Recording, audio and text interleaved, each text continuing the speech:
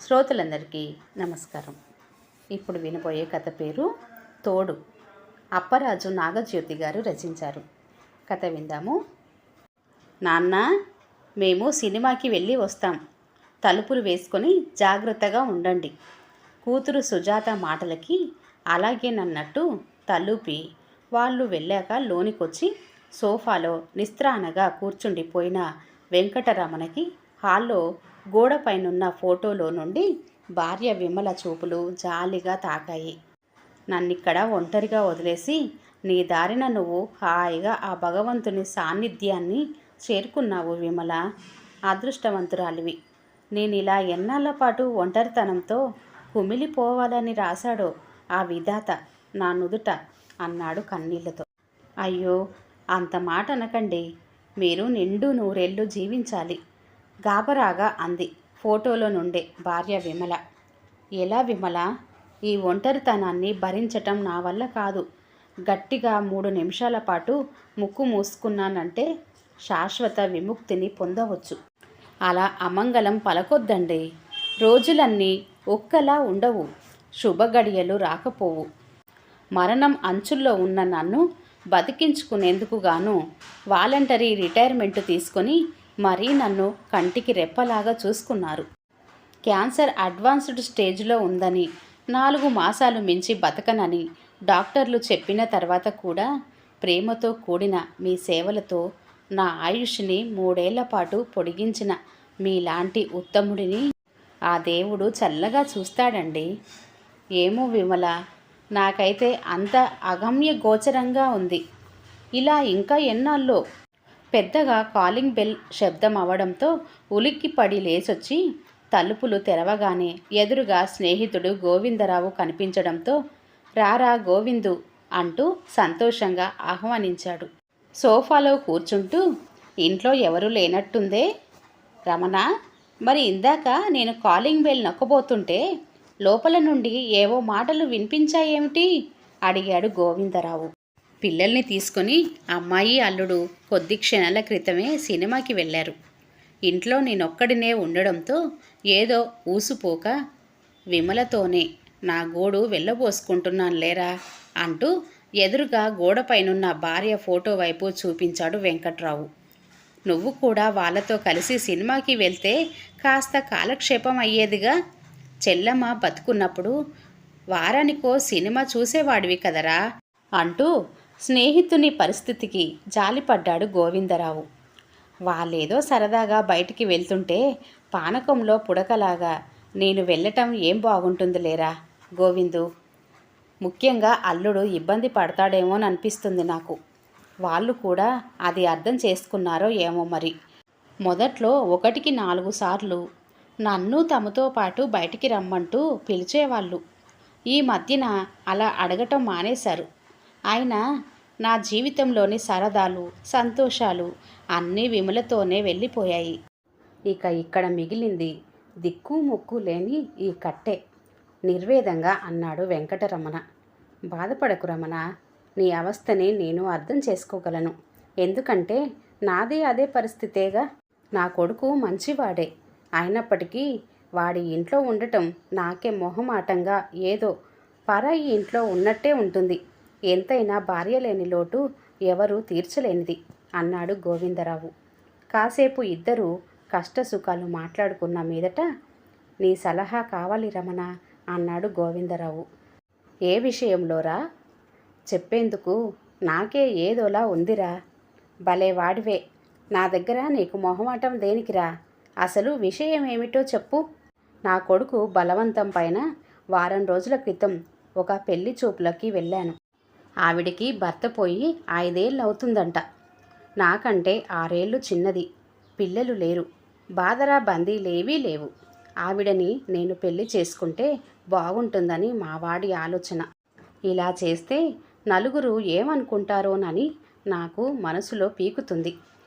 ఇప్పటికే నేను పొరపాటున కాసింత నదురుగా తయారైతే చాలు వెంటనే ముసలి వయసులో దసరా పండగ అంటూ నా కోడలు నా మొహం ముందే సన్నాయి నొక్కులు నొక్కుతుంది.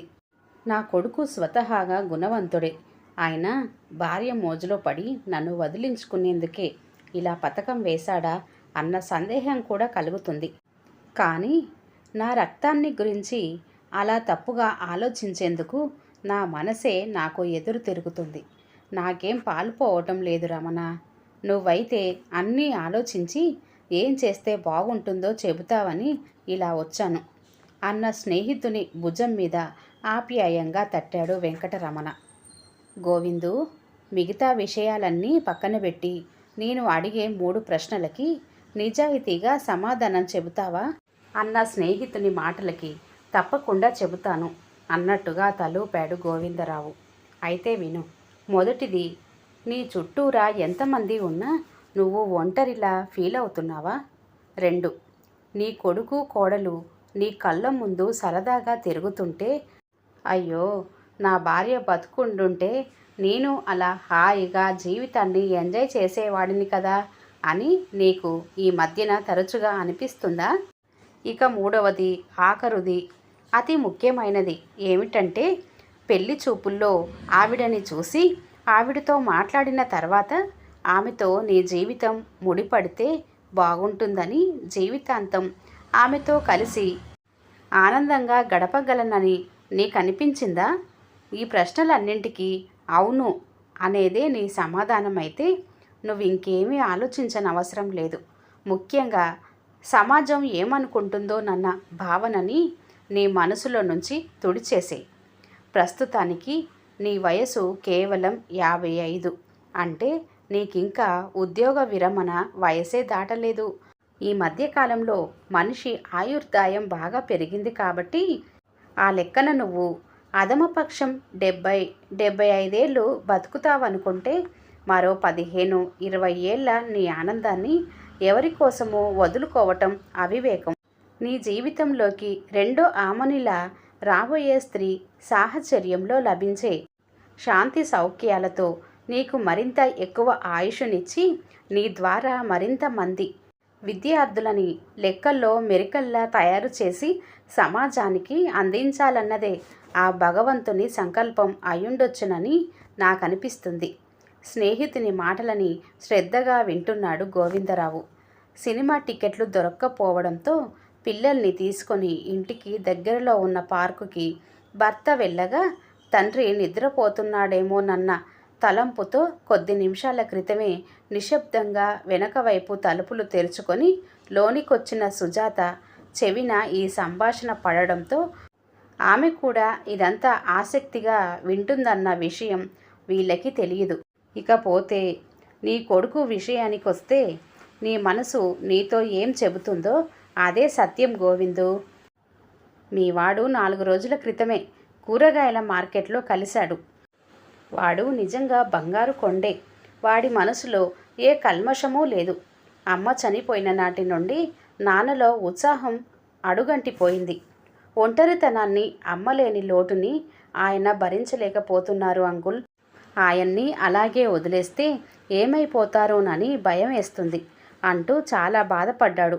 వాడి ఆరాటమంతా కూడా చనిపోయిన తన తల్లికి సమానమైన తోడుని నీకు అందివ్వాలనే తప్ప నిన్ను వదిలించుకోవాలన్న తలంపే లేదు వాడిలో. ఈ పెళ్ళికి నిన్నెలాగైనా ఒప్పించమని నా చేతులు పట్టుకొని అర్థించడమే కాకుండా వాడు నాతో మరో మాట కూడా చెప్పాడు గోవిందు అంటూ ఒక క్షణం ఆగాడు వెంకటరమణ. నాకు చెల్లెలికి పెళ్ళిళ్ళు చేసే ముందు సంబంధం మంచిదేనా, వంశం ఎటువంటిది, వాళ్ళ సాంప్రదాయం ఏమిటి అంటూ మీతో కలిసి నాన్న చాలామంది వద్ద వకాబు చేశాకే మా వివాహాలని ఖాయం చేశారు. అలాగే ఇప్పుడు నాన్న కోసం నేను తెచ్చిన సంబంధం గురించి కూడా పెద్దవారిగా, మా శ్రేయోభిలాషిగా మీరే ఆ బృహత్తర కార్యాన్ని తలకెత్తుకోవాలి. ముఖ్యంగా ఆవిడ స్వభావం మా అమ్మ మనస్తత్వానికి దగ్గరగా ఉంటుందా లేదా అనేది తెలుసుకోగలిగితే బాగుంటుంది అంటూ నా చేతులు పట్టుకొని అర్థించిన నీ కొడుకుని చూస్తే నాకెంత ముచ్చటేసిందో గోవిందు. వాడిని చూసి నేను నిజంగా చాలా గర్వపడుతున్నానురా. తండ్రిని గురించి అంతలా ఆలోచించే పిల్లలు ఈ కాలంలో బహు అరుదు. ఎంతసేపు తాము సంపాదించిన ధనంతో తల్లిదండ్రులకి అన్ని సదుపాయాలు కలిగించాలని ఆరాటపడే వాళ్ళనే చూశాను తప్ప ఇలా పెద్దవాళ్ళకి వాళ్ళ అడుగులో అడుగేసి నీడల అన్ని విధాల అండగా మనసుకి దగ్గరగా ఉండే తోడు ఆ వయసులో చాలా ముఖ్యమని అర్థం చేసుకొని ఆ దిశగా ప్రయత్నం చేసే సంతానాన్ని నేనైతే ఎరుగను. అటువంటి కొడుకుని కన్నా నీ జన్మ నిజంగా ధన్యం.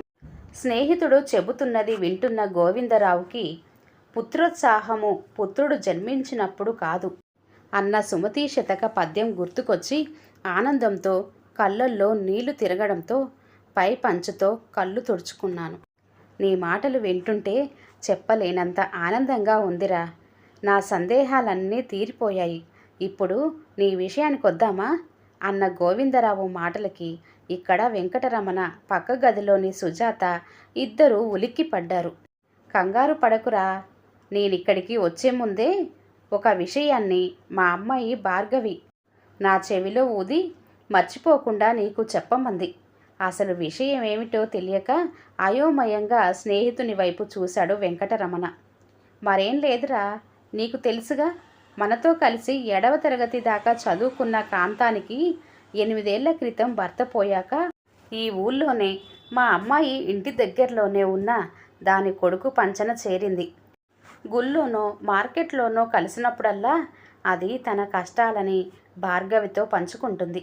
నీకు గుర్తుందా, మనం బల్లో చదువుకునే వయసు నుండి కాంతానికి నువ్వంటే చాలా ఇష్టం. కాకపోతే మీ మావయ్య కూతురైన విమలకి నీకు చిన్నప్పుడే సంబంధం ఖాయమైందని, విమల అంటే నీకు పంచ ప్రాణాలని తెలుసు కాబట్టి తన ప్రేమని నీ ముందు అది ఎన్నడూ వ్యక్తం చేయలేదు. మొన్న భార్గవితో కలిసి మా ఇంటికి వచ్చిందది. దాని మాటలను బట్టి తన మనసులో నీ స్థానం ఇప్పటికీ చెక్కు చెదరలేదనిపించింది.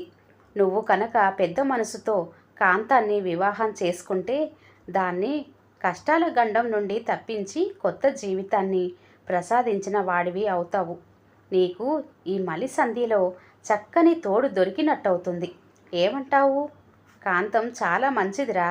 అలాంటి దాన్ని కోడలు రాచి రంపాన పెడుతుందంటూ భార్గవి చెబుతుంటే నాకు చాలా బాధేసిందిరా అన్న స్నేహితుని మాటలకి వెంకటరమణ చాలా బాధపడ్డాడు.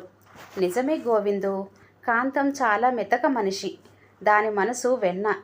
ఈ వయసులో దానికి రావాల్సిన కష్టం కాదిది.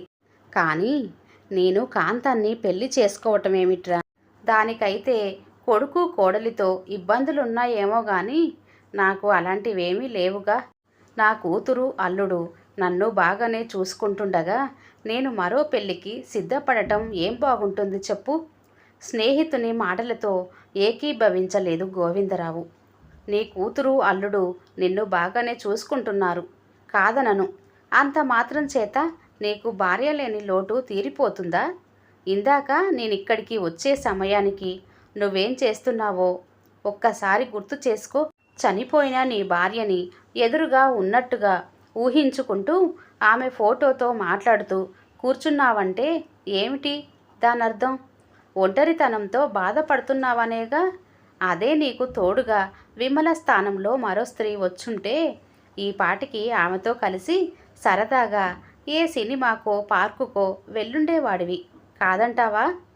స్నేహితుని ప్రశ్నకి కాదని చెప్పలేక వెంకటరమణ చేతులు నులుముకుంటుంటే పక్క గదిలో ఉన్న సుజాత ఆలోచనలో పడింది.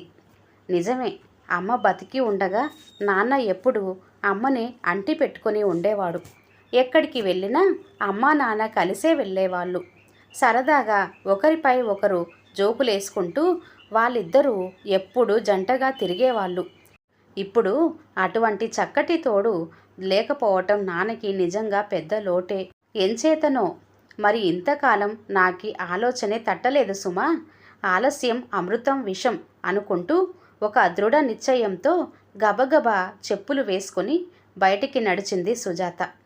అడగకుండానే అన్నీ అమర్చిపెట్టిన నాన్నకి ఈ వయసులో అవసరమైన తోడుని అందించే అవకాశాన్నిచ్చిన ఆ భగవంతునికి అంజలి ఘటిస్తూ తనలో ఈవేళ ఈ తలంపుని కలగజేసిన గోవిందరావుకి మనసులోనే ధన్యవాదాలు తెలుపుకుంటూ భార్గవి ఇంటికి బయలుదేరిన సుజాత మనోఫలకం మీద కాంతం పిన్ని చేతిలో చెయ్యి వేసి హుషారుగా నడుస్తున్న తండ్రి రూపమే మెదులుతుంటే ద్విగుణీకృతమైన ఉత్సాహంతో ఆమె అడుగులు వడివడిగా ముందుకు సాగాయి. ఈ కథ ఇంతటితో సమాప్తమండి. కథ కనుక నచ్చినట్లయితే లైక్ చేయండి, షేర్ చేయండి. అలాగే మరిన్ని మంచి వీడియోల కోసం ఛానల్ని సబ్స్క్రైబ్ చేసుకోండి. మరొక మంచి కథతో మళ్ళీ కలుద్దాం. అంతవరకు సెలవు. నమస్తే. ధన్యవాదములు.